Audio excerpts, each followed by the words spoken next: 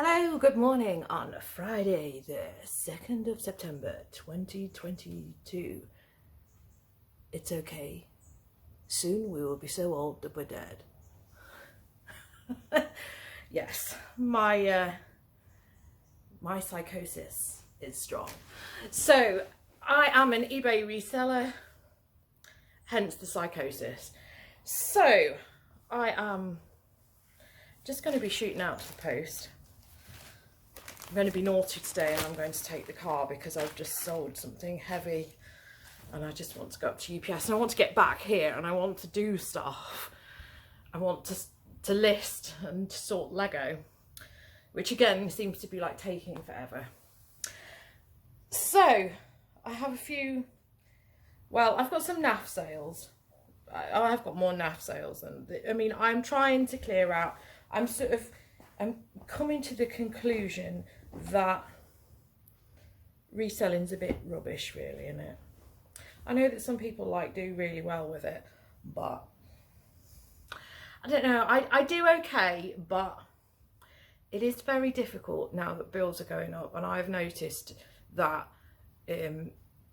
financially it just doesn't feel. I'm okay, but I don't feel like I'm living. I feel like I'm just working, paying the bills. And this week I have updated my CV and I am going to start looking for jobs. I say I have applied for some jobs. So we're going to see where that gets us. I am hoping to just go part-time. And I am going to aim to go part-time because, yeah, I just want to go part-time. A lot of these jobs though, they're like hybrid jobs and I don't want that. I actually want to be able to go into the workplace. That's what I want to do. And, you know, interact with other people, see something different than these four walls and kind of get some of my life back, because I feel like I'm just consumed in my health issues here and I need to start trying to sort of get on top of it all. And I also think if I don't do it now, will I be left on the shelf? Because I'm in my 40s now and, you know, although, you know, they're not supposed to discriminate with age and all these other things, you know, they do. You know, they'll look back and they'll say, oh, this person went to school in 1995. We know how old you are. So anyway, yeah, I want to get myself back out there for a bit of sanity. So the job that I've applied for is actually a job that I used to do for about at least 5 years. And they're saying that it's part-time, so I'm hoping that I can sort of do that and do reselling. Obviously not to the scale that I have been doing, but still keep it going. So anyway, stuff that I'm doing today, I am sort of clearing the decks and hoping that I can get, you know, even if I don't go back to work, it would be so refreshing to have my room in a manageable state. So I've got some clothing here. I mean, that sold this morning, but then there's stuff which I've accepted silly offers on. So this is a Helly Hansen t-shirt. I thought this would do really well, but I've had it throughout the entire summer, no interest. It's been on auction, just hasn't got anywhere. And I thought it was really cool, but this Helly Hansen stuff just doesn't sell. So I accepted £6 for that. I have got postage on top of it because it was an auction. All my auction stuff does have postage on top of it. And then I offer free post for my buy it now stuff. This brand I will never pick up again. This is Arquette. I can't even show you the label. It's really rubbish. But it's got branded hardware on it. Printed inside. £12 for them. Which I know seems not very much for a pair of jeans, but these have sat around for ages. And I noticed that they had that brand on Love Island and they were selling off all the pre-worn items as per, you know, all the people who've been wearing them on their eBay thing. And all the Arquette stuff, I mean, I don't know if it was the geezer who was wearing it, but all the Arquette stuff did not catch a premium at all. So if you can't even sell the brand with a kudos behind it, and a TV programme. I ain't going to be selling mine, am I? So £12 is fine, and I can see the back of them. Yeah, it says they're rope dyed, hence that's why they'd look faded and horrible. Another thing I've had, which has been kicking around, these are size 8 Karen Millen trouser. I think I had these up for 25. They've got like exposed stitch on them. I know that they're really nice. Somebody sent me an offer yesterday, and then I was just like, well, you know, this person wants to buy these. Let's just go with it. So after a bit of countering backwards and forwards, well, they did one, and then they sent another one of £16.50, and I just thought, well, just take it, because who cares? I've got no like mad fondness for these things. I'm really keen to be able to get the amount of boxes of clothes that I've got in there down a bit, and then if I move to doing Lego, I can hopefully get more of my Lego in there, not taking up room, and we can actually like walk to the window without stuff blocking the window. So this thing has sold this morning. This is 100% cashmere. This is the first time I've actually sold Joseph for a decent amount. I say that, I know the other Joseph's probably sticking, I think it's still there. Yeah, it's 100% cashmere. It's quite a thin knit. That's sold on my coupons. I've had a coupon that's been running at 20% throughout the entire of August. There is an offer that's on at the moment as well that means that you get a discount. So I should get discount on my final valuation fees on that. That coupon expires in, I think, on Monday. Because I ran it for quite a long time through the whole of the summer holidays. Because my shop is called Helga Betty's Secondhand Stardust. And that coupon code was Summer Stardust. So now I'm going to have one called September Stardust, because I need to like have one that's going to have my coupon, going to get this final valuation free thing on it. Yeah, there's no harm in that. I just got to set something up. And then I've sold a Lego set, which is just a racer. I can't think. I think they've used the coupon on that. So I think it went for £11.99, which is fine by me, because that's kicked around for ages. The pipes are missing on it, but everything else is there. So now I've got to bust this down, and I hate busting Technics down. I'd like to speed up how much you're doing, because I've got to go to UPS, hence why I'm getting in the car, because I don't want to carry these. So these are all the telephones which have sat around in a box in there for ages, and I haven't done anything with them, and I'm a moron, because I've had them since February, because it was all the stuff that came out of clearance that my husband did, an office clearance. So I've had them sat around for ages, haven't dealt with them, and I just thought, oh no, I got them on last night, cursing myself that I didn't use all my auction allowance for last month, because I've been very slack. So I woke up to 2 offers on all of these. Yeah, I know that they're vintage, and you know, maybe I could get something more for them. But I have no clue what I'm doing with these, and they're annoying, which is one of the reasons why I've left them. I mean, every time I go near them, they're all tangled up. Every time. This is why people don't have landlines anymore. So I had an offer for, so these are starting at £4.99 on auction. There's 3 of them. 3 of them. These are the ones which have got like the discs on them. And they're really scuffed and banged, and I put that on there, and then so I had an offer of £22, an offer of £25, and I sort of looked at what they were about, these sellers. One of the sellers, he clearly breaks these phones down and sells them for parts. And there's obviously a lot of money in them. This is like the rotary dialer on them. They can like sell for like £10. This sort of fascia bit can sell. The bit in the middle, and all the parts in there, they can all sell. And this guy obviously does this. And then I was just thinking, well, yeah, just sell to this guy, because you know, he's obviously got the expertise. And I was thinking about this, and I was thinking, there's nothing that I hate more than when I can see a job lot of Lego and I can see the bits in it, but the seller thinks that it's worth £100 and they won't take my reasonable offer of like 50 because I can see the value in the parts, but they're selling it for parts and they don't know what they've got.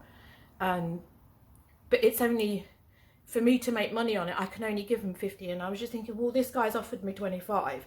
They've sat in the bedroom for 6 months. Let's just get rid of them. That's fine. You know, this guy has obviously given me a reasonable offer. It's not like all these other people when you have an auction and then they send you an offer which is under the auction starting price, and it just gets you annoyed.